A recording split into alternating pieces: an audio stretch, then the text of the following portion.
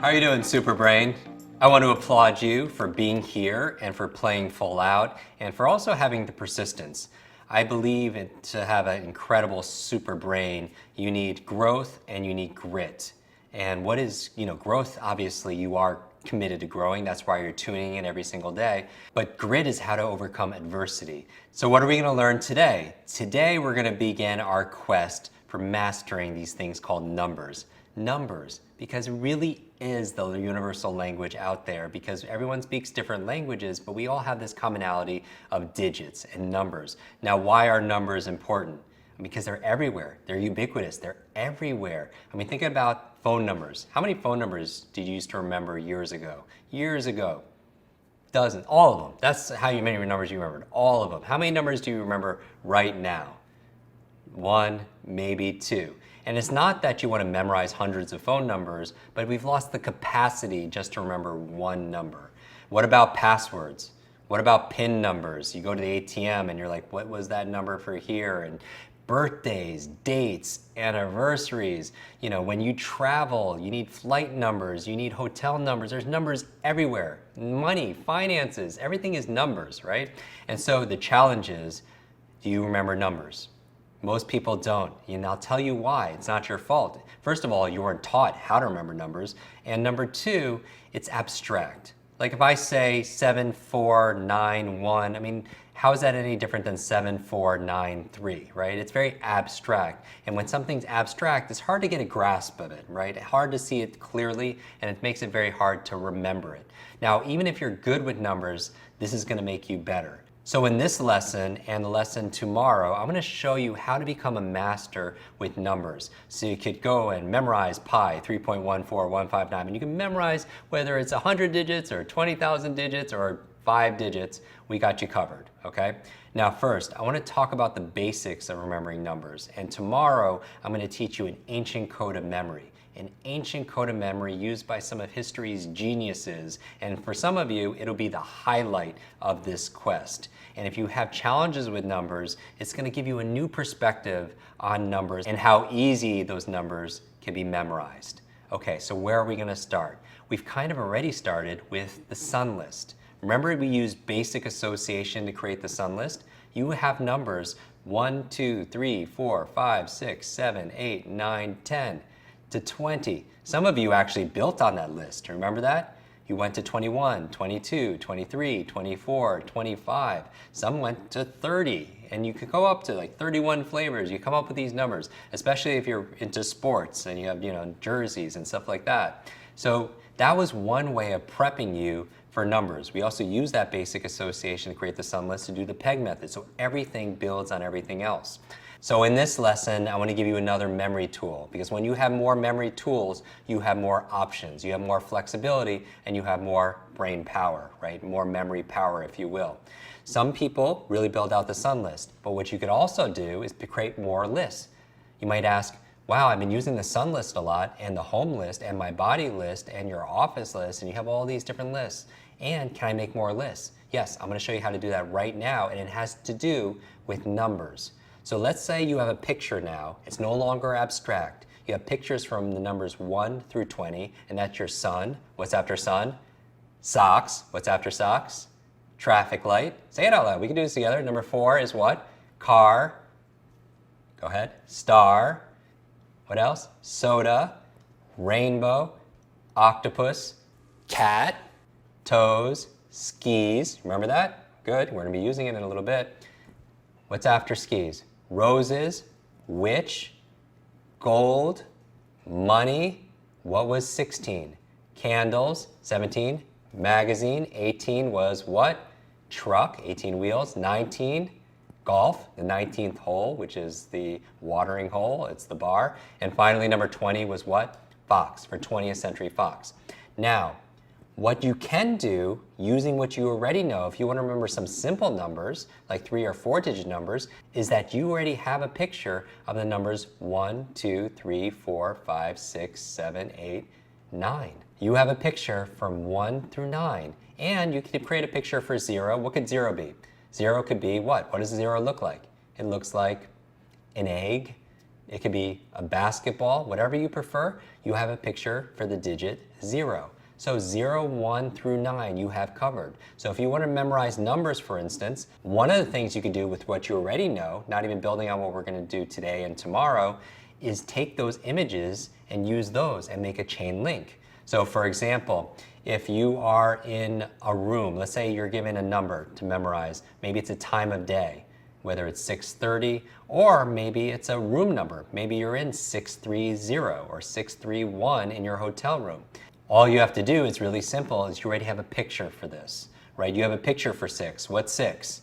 It's soda, very good. What's 3? It's traffic light, very good. And you have a picture for 1? It's sun, 631. And so you have a picture, and you can make a chain link like we did: fire hydrant, balloon, battery, barrel, board, diamond, and so on. So what could you picture? 6, you picture soda. Great. Where are you pouring the soda? The 3 is what? Traffic light. You're pouring soda on traffic light, and then finally what's coming out of the traffic light is a big sun. And you could just do that, and you already have something built in. And besides having a tool that can help you memorize things, it's a great learning device. It helps to build your memory fitness. Remember, by doing it, it's forcing you to focus, it's forcing you to use your creativity, it's forcing you to use your imagination, your visualization. So all of that's going to help your memory. Those are good qualities and traits to develop to improve your memory. Now, you might ask, Jim, is it possible to get another list? Absolutely. What can you do? Create another basic association list. So this time you can make it like lookalike, like a visual list. So for example, the number 1 also, what does it look like? Number 1 could look like, say it out loud, it could look like a tree. What else? It could look like an antenna. What else can the number 1 look like? It looks like a cue stick or a sword. Anything that you want, pick one. Let's pick, for example, an antenna. So this is like your antenna list. We have a sun list. Now we're going to make an antenna list. And the only rule here is we're going to make it all visual, meaning it looks like something else. That's the basic association. Remember, basic association, as you learned in a prior lesson, is making a logical association between two things to make it memorable. So, for example, a 1 is an antenna because the basic association is they look alike. Number 2, what looks like the number 2? What does a 2 look like? Kind of looks like a swan, right? See the number 2, it looks like a swan. Very good. What's the number 3 look like? The 3 kind of looks like a heart, right? When you're typing, use the number 3 to make part of the heart. So you can use 3 as a heart. Some people say a 3 looks like handcuffs. Whatever you prefer, whatever you're into, use that. That's number 3. The 4, what does it look like? For me, it looks like a sailboat. 4 looks like a sail of a sailboat. What about number 5? What does 5 look like? Well, when I look at a 5, for me, I could see like one of those hooks for a shower curtain. Number 5 to me look like Fred Flintstone. Honestly, I don't know why, but when I look at the number 5, it looks like Fred Flintstone to me. So now I have a picture for number 5. Easy to remember, right? Those numbers. What does 6 look like? 6 look like to me like an elephant's trunk. Like an elephant's trunk. Look at number 6. Very good. And you can come up with your own also. Whatever you come up with is better than what I come up with because you're likely to remember it better. Number 7, what does 7 look like? 7 looks like a hockey stick to me, right? 7, can you see that? Very good. Number 8, what can you picture for the number 8? 8, a visual association is what? A snowman? How about that? A snowman. Do you see that? Very good. Number 9, what does 9 look like? 9 could be a golf club. 9 could be maybe a balloon, with a string, like a string with a balloon at the end. Pick one for yourself. And how about number 10? A visual association of number 10 is what? For me, it's like a bat and a ball, right? 10, bat and a ball, and that's a visual association. What did we just do? We just created 10 more numbers for you, pictures for 10 more numbers. Now, can we go another direction? Absolutely. What do? We already did lookalikes, visual. That's a visual basic association. What about an auditory association? A sound alike, like something that rhymes like it. So for example, let's do it together. 1 sounds like what? I say 1, you say bun. Okay, so now this is your bun list. We have a sun list. We have an antenna list. All of a sudden we're creating a rhyme list. 1 is bun. And also, these are lists you could use for the peg method. So number 1, bun. Number 2, what rhymes with 2? Shoes. And you have 2 shoes. That's a different association though. Number 3, tree. Number 4, what rhymes with 4? Door. Number 5, hive. Number 6, sticks. 7, heaven. 8, what rhymes with 8? Gate. 9, wine. And what rhymes with 10? Zen. Zen, that's perfect. So now all of a sudden, you have a sun list, you have an antenna list, and we just created in 30 seconds a bun list. So you see what we're doing here? The reason why numbers are difficult for a lot of people to memorize is because they're abstract. But you remember that the main principle is TIP, turn into a picture. So it's no longer abstract, it's something that's physical, something you could clearly imagine, and because you could clearly imagine it, you're more likely to remember it. So this is one basic way of memorizing numbers. So now you have these images for all these numbers, what can you do with it?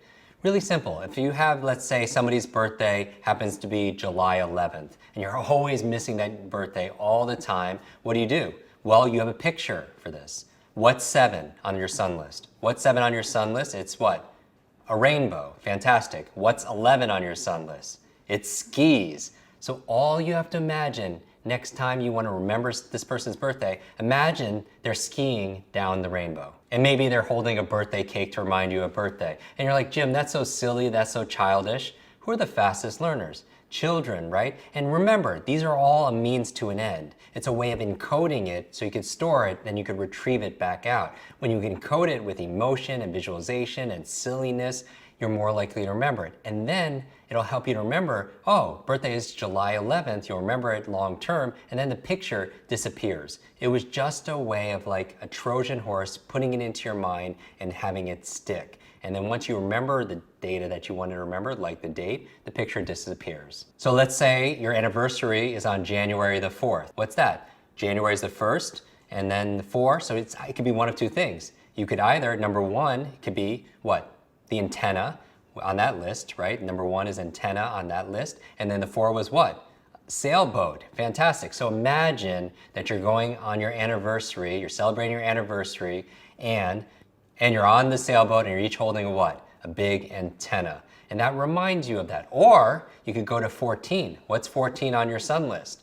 14 is what? Gold, right? And so gold anniversary, 1-4. And you can make an association. And again, by doing this, you're training your brain, you're building your mental muscles and your memory improvement.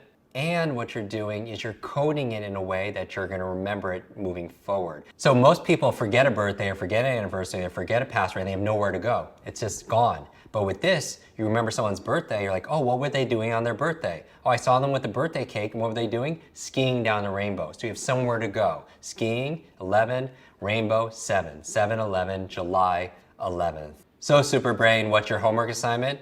I'm going to ask you to do this. You could build out your sun list, or your antenna list, or your bun list, and have fun with it, and teach it to somebody else. Number 2 homework assignment is start looking around at numbers and start translating those numbers into images and stories. What do I mean by that? Look around your environment and you see numbers. They might be dates. So if you like, for example, you could look at your family, look at their birth dates, and then code them into pictures. And remember, this is practice for something even bigger.